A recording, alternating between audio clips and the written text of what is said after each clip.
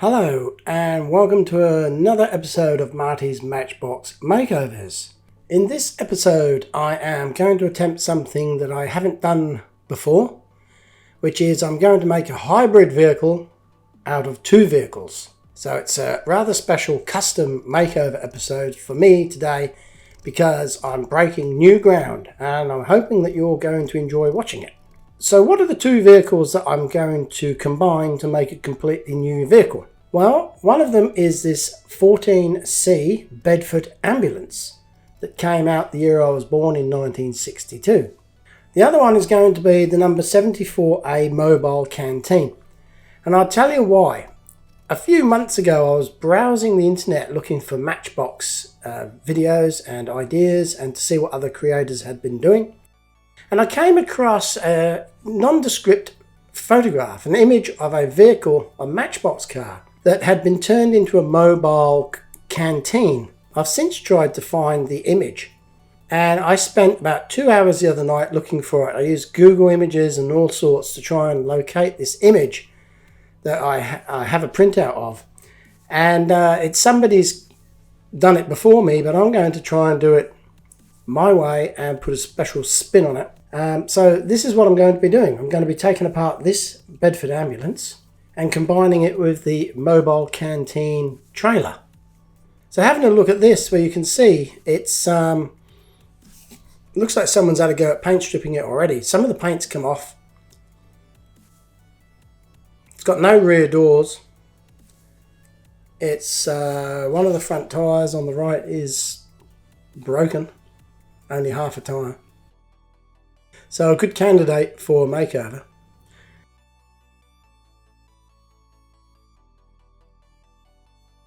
And this is the other vehicle, or the other Matchbox model I'm going to be using. It's the refreshments truck here, the refreshments caravan I should say. It's a trailer, like a food trailer that might turn up at concerts and that. And as I said before, I saw a picture online of something similar. And it seems like if you look at these models, the height of the models are practically the same, very, very similar.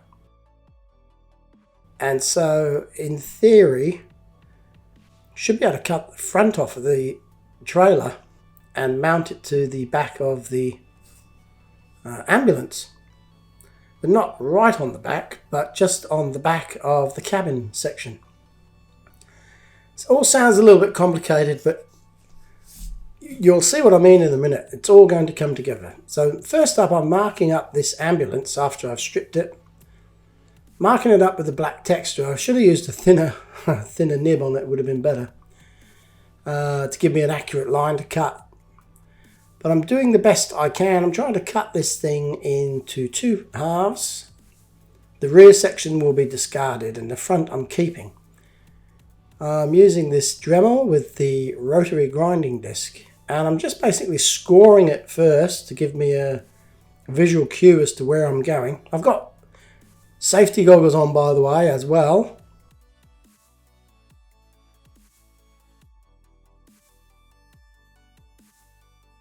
And it takes longer than I thought it would. Still, they do say slow and steady wins the race.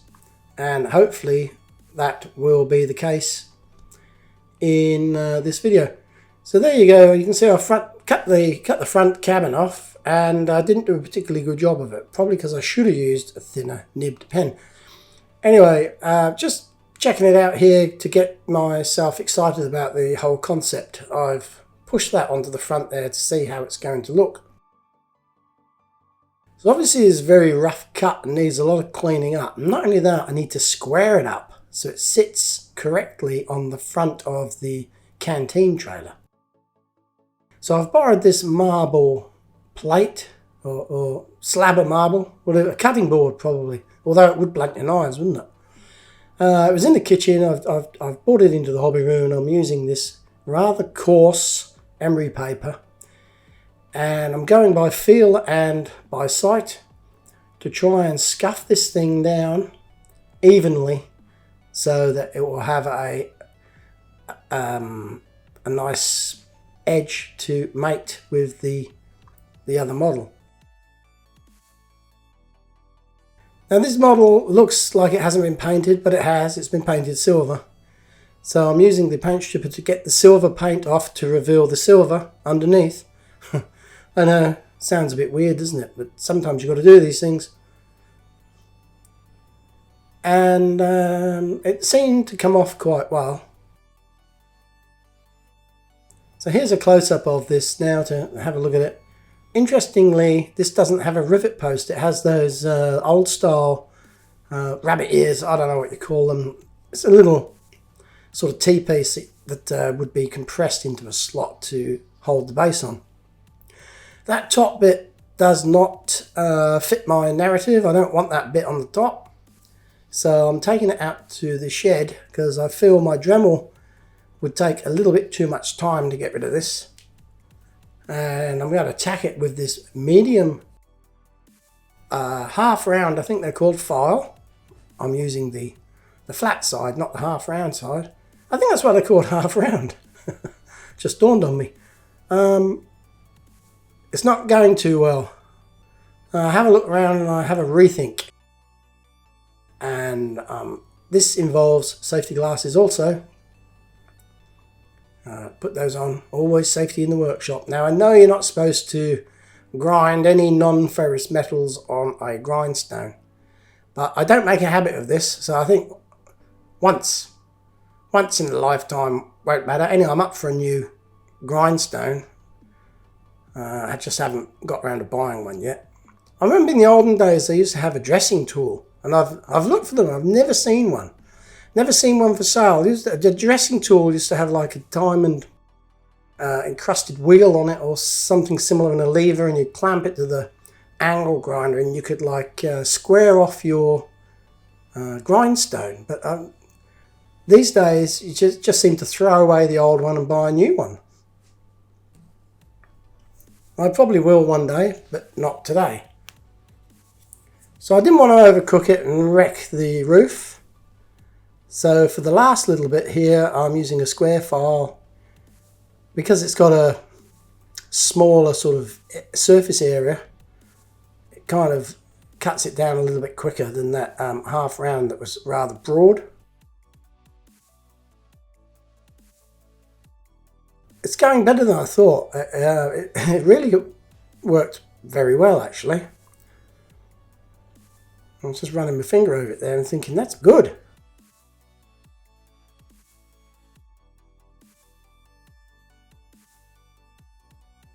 I did nick it at the left-hand corner there with the grindstone, which is a little bit annoying, but it's not the end of the world. So back in the hobby room, I've got this rather soft but coarse sanding pad. And I just spend 10 minutes trying to finish it off to a better standard. There's also a dent in the roof there that I hadn't noticed until this stage, so I'm going to have to fill that. And after about 10 minutes here is the roof, and I think that looks pretty good. You can hardly see that there was a sign on the roof, and once it's painted no one will know. Here I go again, another fit. I keep doing this time and time again and keep thinking, how is this going to work? How am I going to do this? I notice it a little bit wide, so I actually squash it in the vise to close the cabin up a little bit. I have to melt this until it's bubbly. That didn't happen last time.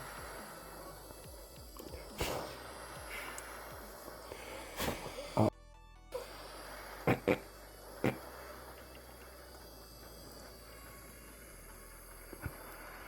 I want to put that out.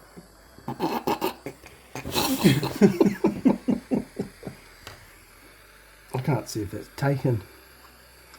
But you know what? I managed to get a little blob of weld in there, muggy weld, which is good because the tape was only holding it in position until I could now finish the job properly. It's quite hot, that's why I've got the glove on. Taking off the burnt masking tape, and what do you know? Look at that. That muggy weld has flowed beautifully in that groove. That's because I applied some flux with the paintbrush. On the inside it looks absolutely terrible. There's a big lump of rod left off, but hey, who does welding and doesn't grind it down afterwards? Not many people, to my knowledge. So that's exactly what I'm going to be doing with this to make it look a little bit better. The other side doesn't catch fire because there's no paper tape on it. And again, I didn't realise until I looked up close that the muggy weld has flowed like liquid lava into the groove and made a perfect weld. I've just got to clean it up on the inside. And it's really solid too. You can't bend it, break it or anything. It's as strong as if it was one single cast. I'm going to have to clean up the join with a couple of small files, maybe a bit of filler. But this side, the right hand side, looks absolutely amazing. I didn't even know I was capable of doing this. But you never know, do you? If you haven't tried stuff like this, have a go. You might find you're a natural.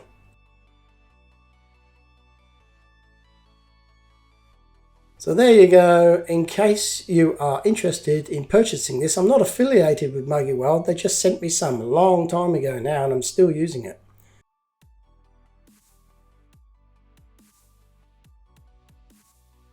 So I've got the Dremel out now with the small ball grinding tip on it. And it is making short work of the Muggy Weld.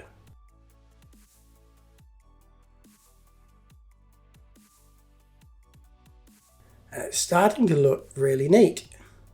Not that it matters. I mean, on the inside, no one would know unless they pull it apart. But for me, personally, I could not rest knowing that it had chunks of metal hanging off on the inside. I'm sure some of you know what I mean. So it's not perfect alignment, but the horizontal trim line there on the trailer and the cabin of the ambulance is actually matched up pretty well. There you can see I squeezed the corners in at the bottom, and you can just tell that the top of it's a little bit wider than the width of the caravan. This is the canteen caravan, of course, and in the interior is incredibly detailed. And yeah, Matchbox went the extra mile with this one, with that interior casting. The thing is, the interior and this model are completely different. They're not paired. It's only now that I'm pairing them because I had the bits in a box. It's only now also that I realise that they're incompatible, because one of them's got those rabbit ears and the base has got a standard sort of rivet attachment. So I'm going to have to get a workaround happening there for that. Here I'm doing just a sort of a hopeless attempt at pushing that in to see what it looks like, but I can't because the wheels are on it. But it gives me a general idea. So first up, on the base, to make it fit, I'm cutting off that sort of the tongue on the end there.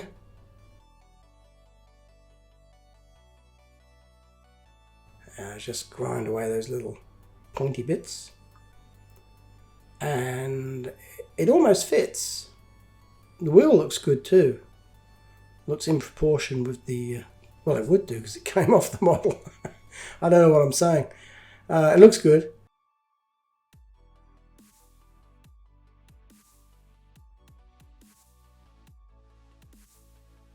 So I tinker with it for a little bit longer. Grinding and filing and such like. And I've got it so it fits flush on the base. And it won't actually fall through. So I'm hoping I'll probably secure the front end with, like I've done in the past, some araldite. But we'll come to that later. Here is the two bases, the low mass ambulance and the mobile canteen, joined together as one underneath as well as on top. The wheels don't match, so I'm going to rob the wheels off of the rear of the ambulance and fit them to the center axle of the mobile canteen, the caravan. Trailer, whatever you call it. Reminds me of a caravan.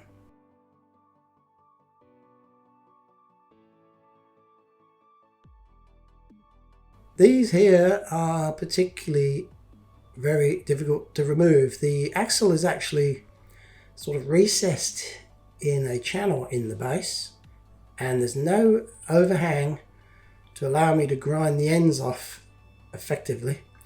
So I think, well, I'm going to change these for black wheels anyway. I'm going to cut the wheels off so I can get the axle out. I know some of you will be cringing here,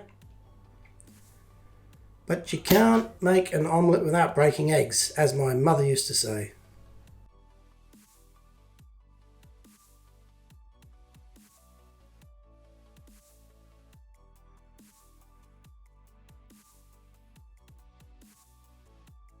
Goes together good. Let's have a look. I keep doing this all the way through this build. I keep pre-assembling, reviewing it, making changes, pre-assembling, reviewing it, etc. Oh, but now I'm getting excited because this thing's starting to work. I grind off the low mass and made by England leftover information on the base there, because I want people to turn it over and see just the one mobile canteen writing on there on the base. And it didn't make sense to just have low mass by Ing or whatever it said. Far better to have it just a smooth black finish.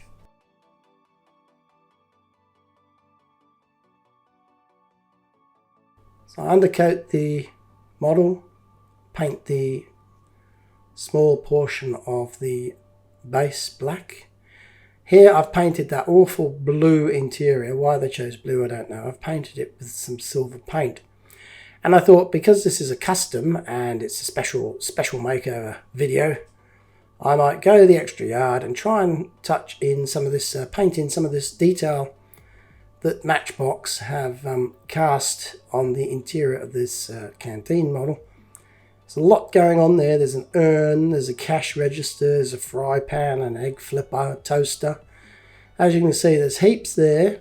Afterwards, I didn't think I liked it taking photographs of it close up, so I thought I'd give it like a sort of a dry brush look with some no black on a paintbrush, if you know what I mean. And there's a matchstick there to show you the size of the thing. Pretty small.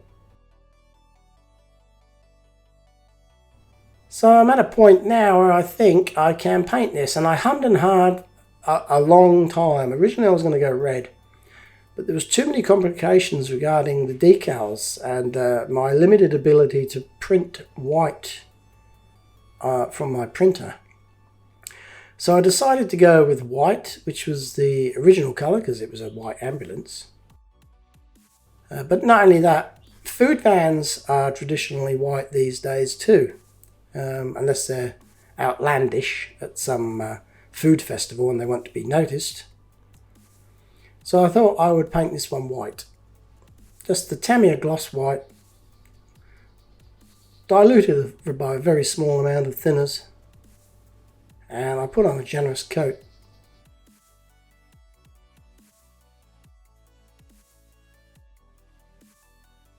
And I'll let you into a little secret here. The first time it didn't go too well, so I had to strip it back and do it again.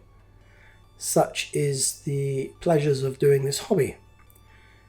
So I'm in a rush now. I want to get this done. I want to handle it. I want to work on it. So I'm rushing things up a little bit here. It's quite a cool day today, about 21. So I'm sticking it in my workshop oven to try and bake that paint and dry it out quicker. I didn't want it to go quite that hot. I was expecting that to stop around 50, not 150 or whatever it says. So I think my thermometer might be broken. I may have to get a new one. Anyway, thankfully for me, it wasn't overcooked. And there's no sort of blistering of the paint there, which I was expecting, having seen that reading on the thermometer. I'm going to put the wheel on the back here whilst that's cooling down. That body's cooling down so I can handle it. mat in the shed using the 2 nail punch technique.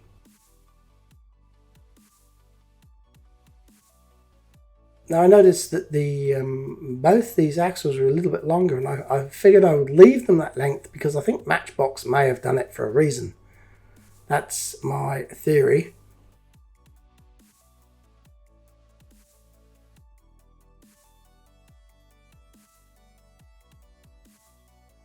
Time to put the base on and insert the interior of the van. As I said earlier, I'm going to fix the front end with a small blob of araldite. I've done this maybe a dozen times. Just as I'm stirring it up, I find a big lump there that I don't like. Yeah, like I say, I've done this maybe a dozen times. I put, this is 5-minute araldite, so you can use it for 5 minutes before it sets. So what I usually do is I put a dollop on the inside somewhere strategically where it won't leak out. But when the base is in place and you sit the model upright in its normal orientation, the theory is that the araldite is still fluid. It's like tar, so it will run down. It's got 5 minutes to run down and adhere to the base and the wall of the whatever it is it's attached to, in this case the caravan.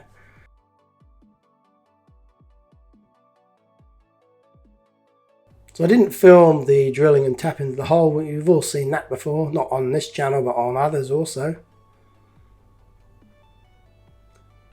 So the base is on and the paint's looking a little bit iffy. See if I can fix that later on. There's also like a gap behind the cabin that needs filled. So lots to do there. Anyway, here is my first idea for a canteen decal to go on this new hybrid model. Kev's Canteen, of course, Kevin the koala. Just some ideas there, free drink with purchase or whatever stickers. And this is what collectively as a family we have come up with. None of us are graphic designers, but we started off with my sketch and we just built on it bit by bit, and it just got better and better, and it looks absolutely brilliant, and I can't wait to see them on. So I'm going to print these decals out on the clear decal film sheets and put them on and see what they look like, and I'm guessing they're going to look pretty cool. Look at that. I love this printer. I mean, it's not the best you can buy. I've had it 5.5 years, I think, but it does a damn good job of these decals. So I trim it down and then tape it to a bit of card, and that way I can spray the decals with some Tamiya clear varnish, and that seals the ink in a little bit better. So that I've read that if you don't do that and you put them in water, sometimes the ink can bleed and ruin your decals. So that just kind of sets the ink, makes it waterproof. Now I'm rather nervous here. There's a lot of decals to put on, and anything can happen. I'm using the technique where you dip them in the water and then put them on a wet sponge. Somebody mentioned that to me years ago. I forgot, and then somebody mentioned it the other week and I remembered. So just sit there and wait for that to separate. The beauty of it is you don't have to fish it out of the bowl and have it fold up on itself, which is a terrible thing to happen, especially if you're printing your own decals and you've only got a limited number. This is working well. The first one went straight on with no effort whatsoever.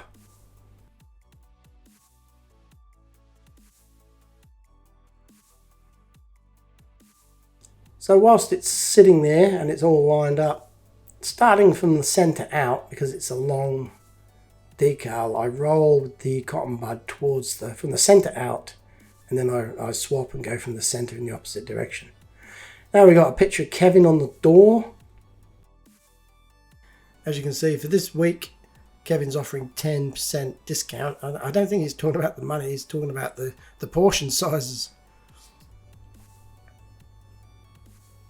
And I hope you're all excited to see the finished product, as excited as I was. So here is the Lomas ambulance from 1962.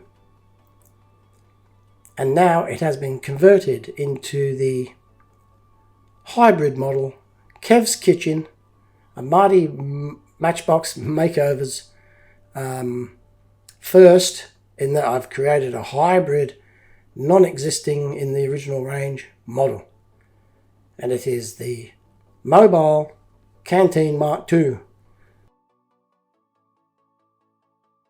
And I must say, the decals actually make this model look good. It looks a little bit ordinary when it's just plain white, but those decals really make it pop, along with the chrome highlights, of course, that goes without saying. So I hope Kevin's pleased, because this thing is going out on the road pretty soon, and he's going to be making an honest living finally. So today is Kevin's first day out on the road, and I thought I'd pay him a surprise visit and taste some of his food. And I'll let you know how good it is. Hi Kevin, how you going? Are you serving food? Oh, good. Can I have a hamburger? What about a sausage sandwich? Cheese toasty? Oh, just give me something off of your bush tucker menu.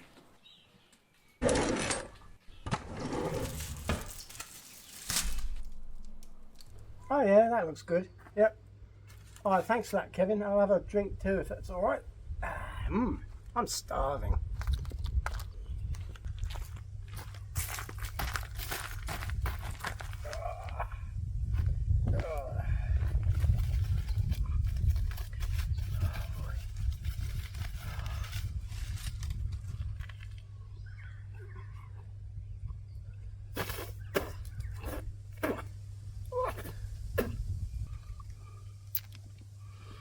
Kevin!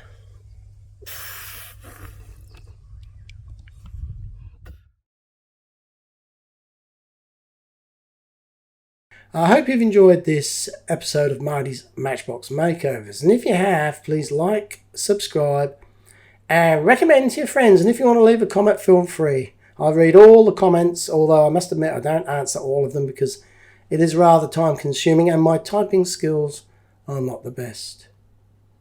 So until next time, this is Marty from Marty's Matchbox Makeovers saying thanks for watching and goodbye.